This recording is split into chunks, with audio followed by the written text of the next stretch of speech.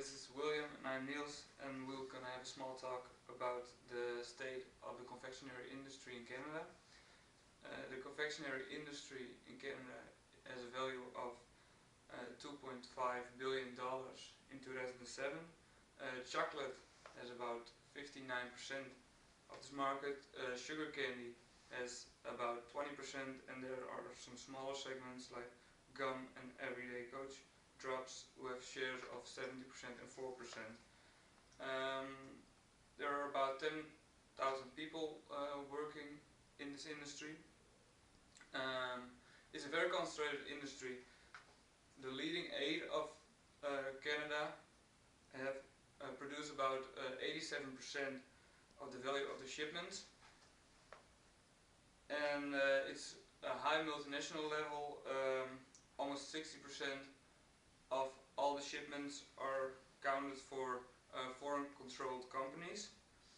The chocolate industry is unique in Canada. They have low profits and high competition between large brands like Mars, Nestle, Hershey and Cadbury. These are 4 similarly sized multinationals. The branding is critical in Canada. You can see that in the fact that most of the brands are on the market for a long time, and new brands don't get foot on the ground in Canada. Most of them are off the shore still before they even have a good brand name. The sugar candy section is much smaller than the chocolate section, but the profits are higher than in the chocolate industry. Something which is important for the industry is that the cost of the raw materials are a big part of the total cost of the companies. So now William's going to talk something about the changes in the market. Grown 3 to 5% each year up to 2007. Most growth occurred in the chocolate and the gum sector. The couch drop and the sugar candy hadn't showed a lot of growth in their revenues. The particularly high growth areas included fruit snacks, sugar-free candy and high-value products such as premium chocolate. Sugar-free confectionery is one of the fastest growing markets in Canada. Although still most popular is the chewing gum and mints. The trend is now that it's growing to sugar-free and less sugar and less fat. For chocolate this is a problem because the 2 ingredients are sugar and fat, and if they reduce that they have to somehow still keep the right taste. This is one of the challenges in this market. The real value of the Canadian market rose approximately 24% between 1992 and 1997. The average Canadian people approximately spend about $60, where most of the dollars goes to chocolate. The chocolate category has shown the strongest performance between 92 and 97 as well. The growth was 1.1 billion to 1.4 billion.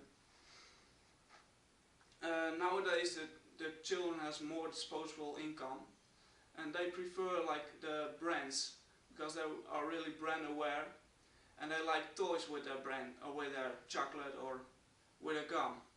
So that's something the consumers they will pay more for such things. Like baby boomers are more focused on high quality instead of high quantity. The global market is most likely to go to the United market, the market of the United States.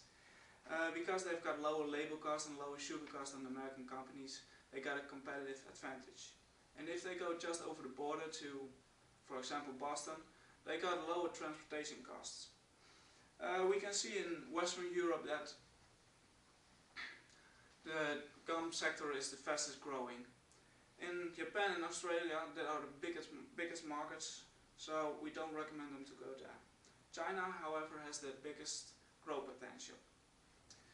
During these days, the rise of the Canadian dollar was one of the big issues of the Canadian companies, because before the Canadian dollar had a lower value than the American dollar, so they had a competitive advantage. Because of the rise of the Canadian dollar, they had to lower their cost. One of the ways they did that was by switching from labor intensity to capital intensive work.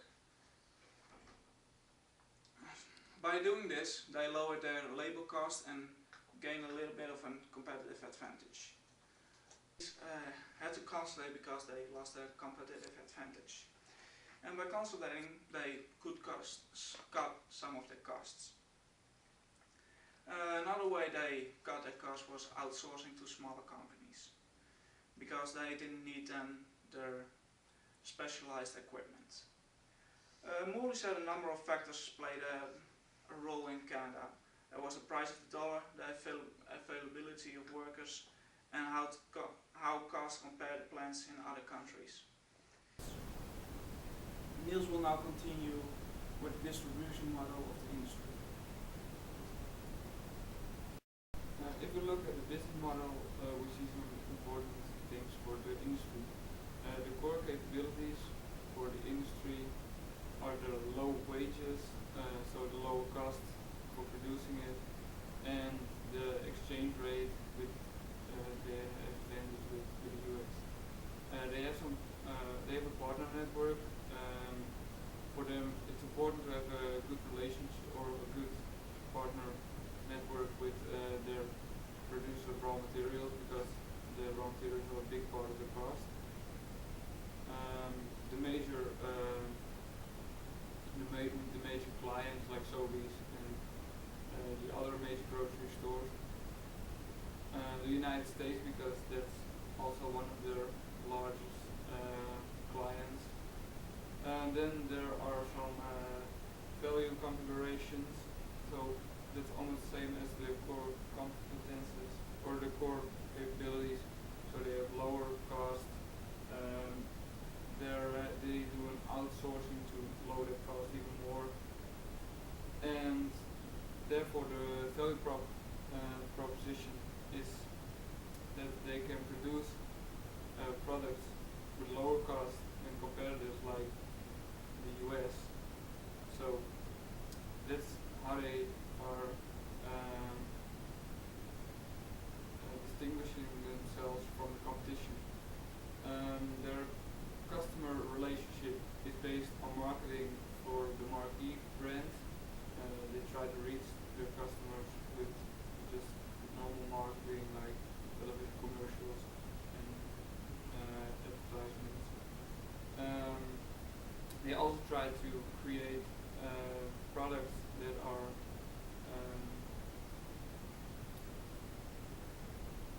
following the demands of the customers. The distribution channel is most of it is based on major grocery stores, so it's easy to reach their customers, their end consumers. And the target group